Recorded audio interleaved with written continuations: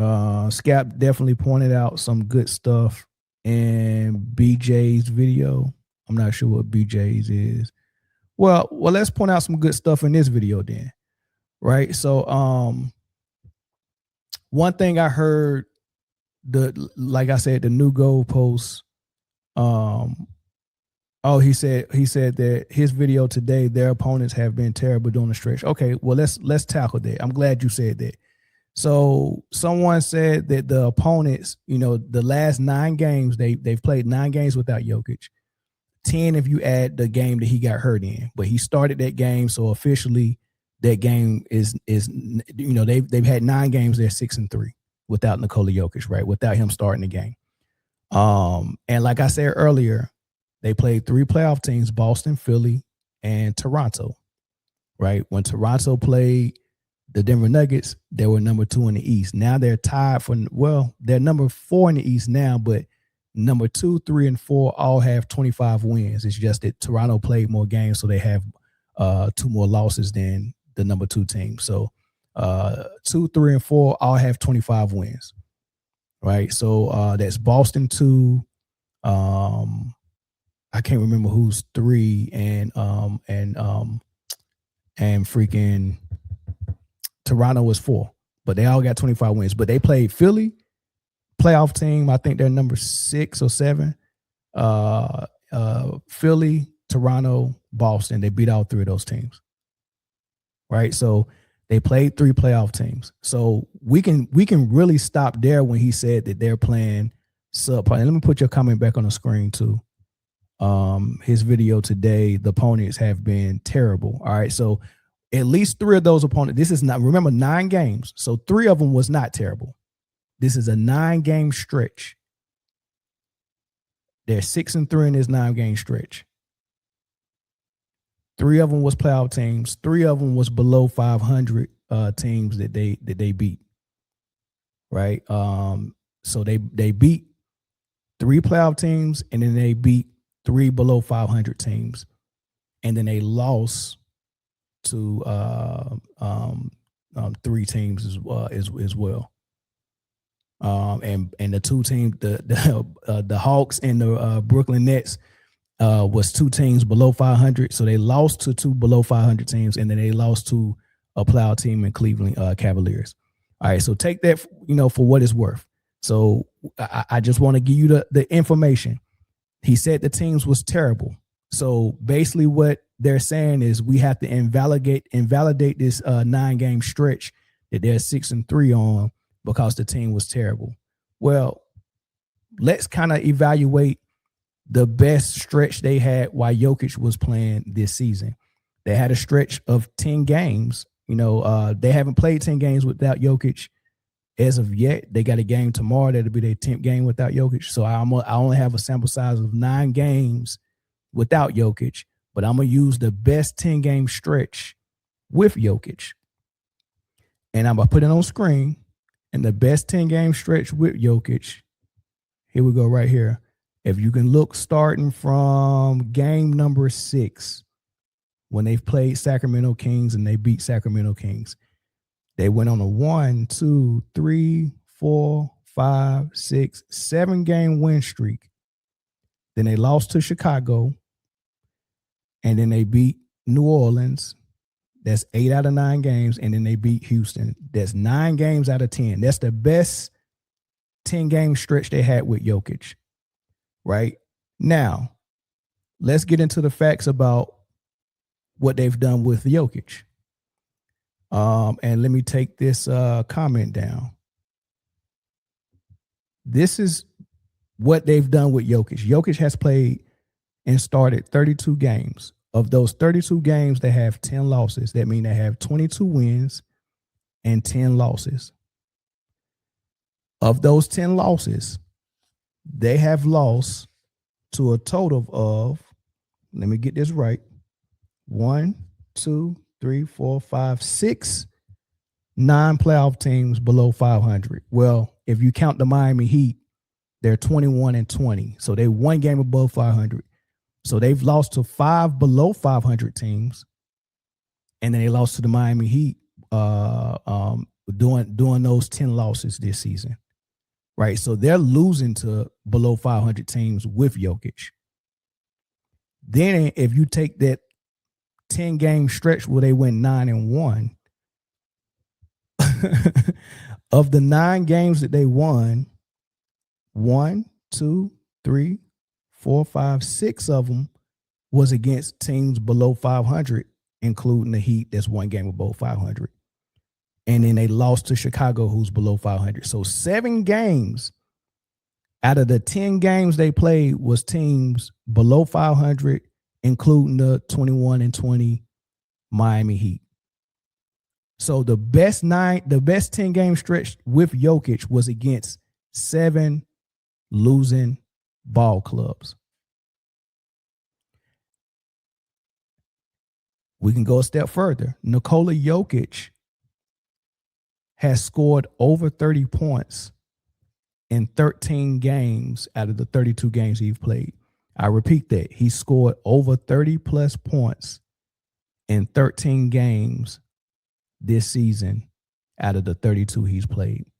Of those 13 games that he scored 30 plus points, 9 of those games were against teams below 500. 3 of those games was against the Sacramento Kings, and they're trash, right? They played Sacramento 3 times. They played Indiana, they're trash. They played Atlanta, they played Chicago, and they played the Clippers. And of course, they played Miami, who's 21-20. So his best games, and I can show you these games too. His best games, if you look all the way to the right, those are the points. I got the points highlighted. There's 34 points against Sacramento, 33 against Miami, 32 against the Pacers, 35 against Sacramento. That 55 game he had was against the Clippers. I watched that video that you're talking about that the other content creator made, and I noticed that there was a video before that praising how good the Clippers are. And the Clippers are still below 500. So I'm trying to figure out why they made that video. And then it hit me. That video was made in preparation because I had to praise the Clippers because they know once he made that video talking about these below 500 ball clubs, someone was going to point out, hey, Jokic had one of his best games against a below 500 ball club. He got ahead of it and praised the Clippers.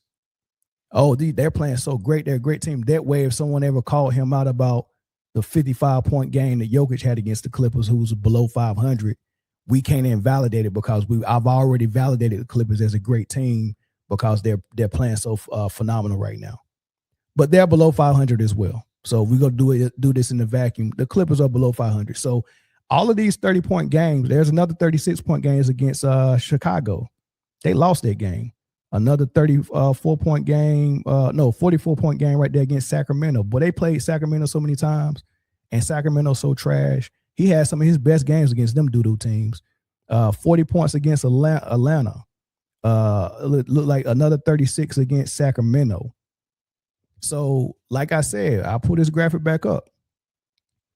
Of the 13 games that he scored 30-plus points, 9 of them was against bad teams. 9 of them.